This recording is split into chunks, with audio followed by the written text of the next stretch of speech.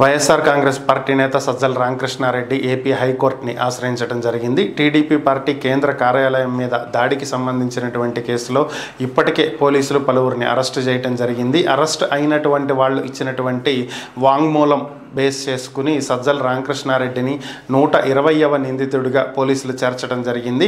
అయితే ఆయనకు 41A CRPC నోటీసులు ఇచ్చి విచారణ జరపాల్సి ఉందని, అయితే 41A CRPC కింద వచ్చినట్లయితే ఆయనకు బెయిల్ వచ్చేటువంటి అవకాశం ఉంటుందని, కాబట్టి బెయిల్ రాకుండా చేయటం కోసమే తన మీద హత్యాయత్నానికి సంబంధించినటువంటి కేసులు పెట్టారని, కాబట్టి దీన్ని పరిగణలోకి తీసుకుని అసలు ఈ కేసులో సంబంధమే లేనటువంటి వ్యక్తిని దీంట్లో ఫ్రేమ్ చేయాలని చూస్తున్నారని, తనకు బెయిల్ మంజూరు చేయాలి అంటూ సజ్జల రామకృష్ణారెడ్డి ఏపీ హైకోర్టులో ముందస్తు బెయిల్ పిటిషన్ దాఖలు చేయడం జరిగింది. తన పూర్తిగా అమాయకుడని, కేవలం వాళ్ళు ఇచ్చినటువంటి వాంగ్మూలాన్ని బేస్ చేసుకునే తన నిందితుడిగా చేర్చారు తప్ప నిజానికి ఈ దాడికి తనకి ఎటువంటి సంబంధం లేదని చెప్పి ఆయన కోర్టుకి తెలియజేశారు. కోర్టు బెయిల్ మంజూరు చేసినట్లయితే కోర్టు షరతులకు లోబడి ప్రవర్తిస్తానని కూడా ఆయన కోర్టుకి తెలియజేయడం జరిగింది.